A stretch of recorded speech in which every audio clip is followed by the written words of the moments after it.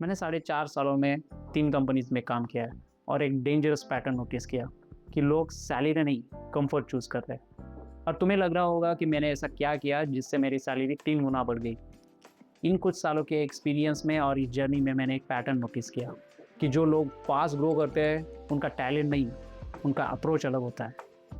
इस वीडियो में मैं वही बताऊंगा जो मैंने एक्सपीरियंस किया, जो मैंने इंटरव्यूज़ में नोटिस किया और मोस्टली मैंने जो प्रोजेक्ट में देखा वो आज मैं यहाँ पे शेयर करूँगा, जिससे तुम्हारा बहुत टाइम बचेगा। फर्स्ट, अपने बेसिक स्ट्रॉन्ग रखो कि मोस्ट पीपल डायरेक्टली एडवांस पे जंप करते हैं बट वो एक्सपोज हो जाते हैं जब इंटरव्यूज़ में क्वेश्चन पूछे जाते हैं। मुझे भी पहले लगता था कि टूल्स यूज़ करने से, शॉर्टकट्स यूज़ करने से सब कुछ ठीक हो जाएगा और सब कुछ मुझे समझ में आएगा। बट इन रियल सिनारो जब इंटरव्यूज़ अटेंड किया तब मुझे पता चला कि वाई एंड हाउ क्लियर होना कितना ज़रूरी है। अगर किसी चीज़ को तुम एक्सप्लेन नहीं कर पा रहे हो प्रॉपर तरीके से तो समझ लेना कि तुमने सिर्फ उसका रट्टा मारा है। इसलिए हर टॉपिक का वाई समझो, हाउ इंटरनली काम करता है समझो और रट्टा मत मारो। सेकंड, एक्सपर्ट के साथ कनेक्ट करो। याद रखो कि एक एक्सपीरियंस इंसान तुम्हारी ग्रोथ बहुत आगे ले जा सकता है। लिंक्डइन पे एक्टिव रहो, एक्सपर्ट से कनेक्ट करो और ऑब्जर्व करो कि मार्केट में कौन सी टेक्नोलॉजी ग्रो हो रही है। उनसे पूछो कि क्या करना चाहिए और मार्केट के हिसाब से कहाँ पे और कौन से डायरेक्शन में जाना है। और सिर्फ करंट प्रोजेक्ट पे डिपेंड मत रहना, क्योंकि कंपनी तुम्हारी करियर प्लानिंग नहीं करने वाली, वो तुम्हें खुद करनी होगी। थर्ड, राइट टाइम पे स्विच करना सीखो। मैंने बहुत बार देखा है कि लोग कंफर्ट जोन में रहते हैं और उनकी ग्रोथ बहुत ही स्लो होती है।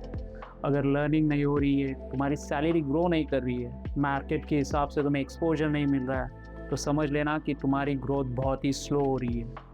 कभी कभी लॉयल्टी से ज़्यादा एक्सपोजर इंपॉर्टेंट होता है और हायर पैकेज उन्हीं को मिलता है जो मार्केट के डिमांड के अकॉर्डिंग मूव करते हैं। बट ऑनेस्टली ये स्विच स्मूथ नहीं था।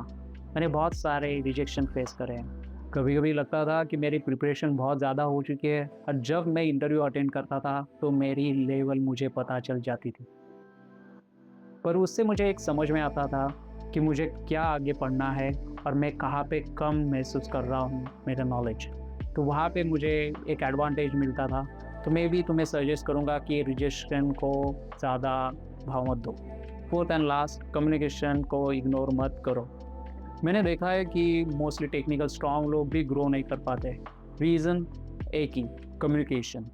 वो अपनी इंफॉर्मेशन आगे वाले को बता नहीं पाते कि उन्होंने क्या और कैसे किया है। ये मैंने भी फेस करा है, क्योंकि मुझे भी पता था कि टेक्निकली कैसी चीज़ें होती है, पर उनको एक्सप्लेन करना और सामने वाले को पता दिलाना कि मुझे आता ही है, मैंने किया है। इंटरव्यूज़ हो, क्लाइंट कॉल हो या टीम डिस्कशन, क्लैरिटी बहुत इंपॉर्टेंट है। तो याद रखना कि कम्युनिकेशन बहुत इंपॉर्टेंट चीज़ है। तुम्हें खुद को सेल करना आना चाहिए, क्योंकि इन दी एंड यही मैटर करता है। ये बहुत मुश्किल होता है करना, पर तुम्हें आ जाएगा। और एंड में एक ही चीज़ बोलूँगा कि हायर पैकेज का एक ही रीज़न नहीं होता, उनका एक मोस्टली रीज़न होते हैं right mindset, market awareness, communication और अनकंफर्टेबल डिसीजन लेने की कैपेबिलिटी।